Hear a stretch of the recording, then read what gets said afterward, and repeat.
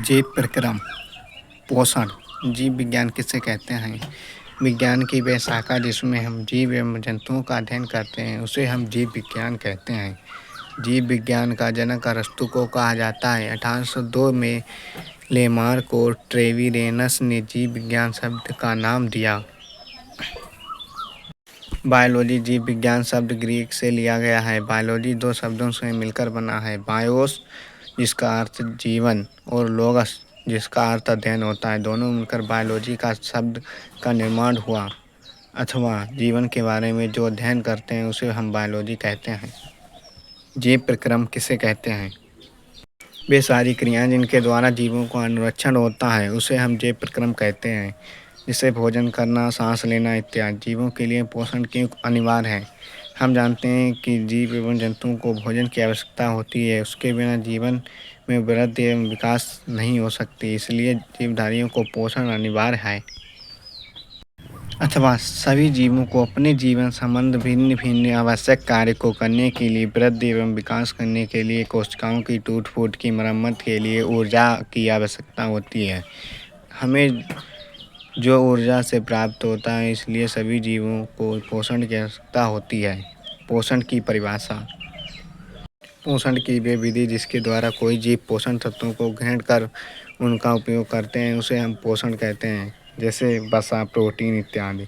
पोषण मुख्यतः दो प्रकार के होते हैं, सुपोषण, परपोषण।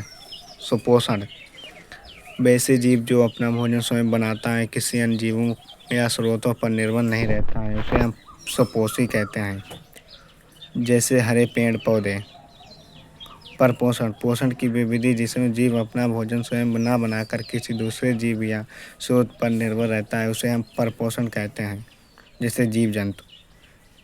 परपोषण कितने प्रकार के होते हैं? परपोषी मुख्यतः 3 प्रकार के होते हैं, मृतजीवी पोषण, परजीवी पोषण, प्राणी संपोषण।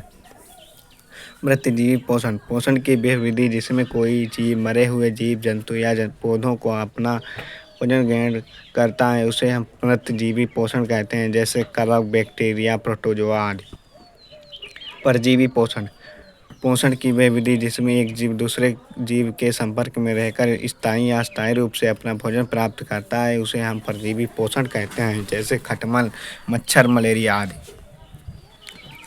प्राणी संपोषण पोषण की वह विधि जिसमें कोई जीव अपना भोजन ठोस या तरल रूप में जंतुओं के भोजन ग्रहण करने की विधि द्वारा ग्रहण करता है उसे प्राणी संपोषण कहते हैं, जैसे अमीबा, मेढक, मनुष्य इत्यादि। पोषण में किन किन परिस्थितियों का होना आवश्यक है, इनके उत्पाद क्या हैं? सुपोषण के लिए आवश्यक सामग्री निम्न है: सूर्य का प्रकाश, जल, कार्बन डाइऑक्साइड, हरित लवक या क्लोरोफिल। सुपोषी में उत्पादक के रूप में कार्बन डाइऑक्साइड, ऑक्सीजन और जल। प्रकाश संश्लेषण से आप क्या समझते हैं? जिस प्रक्रिया के द्वारा हरे पेड़ पौधे सूर्य के प्रकाश की उपस्थिति में अपना भोजन तैयार करता है उसे मूलभूत प्रक्रिया को प्रकाश संश्लेषण कहा जाता है।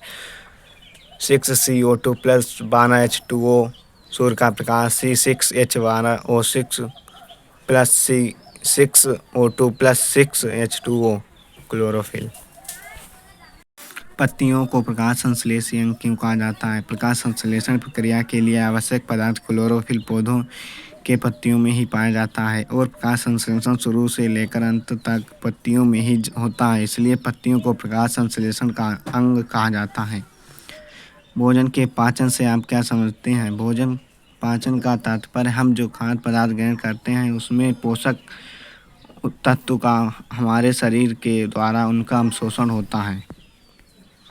आहार नाल किसे कहते हैं? मनुष्य तथा सभी उच्च श्रेणी के जंतु में पाचन के लिए एक विशेष अंग पाया जाता है जिसे आहार नाल कहा जाता है।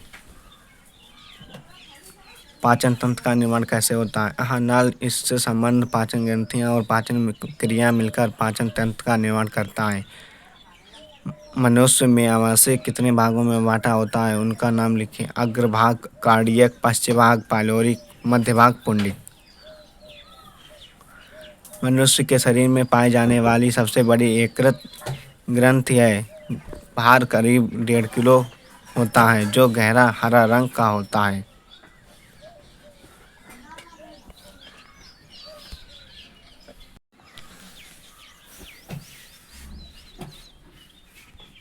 मनुष्य के आमाशय में प्रतिदिन 3 लीटर जठर रस का स्राव होता है। मनुष्य के आमाशय की दीवार से जठर रस का स्राव होता है।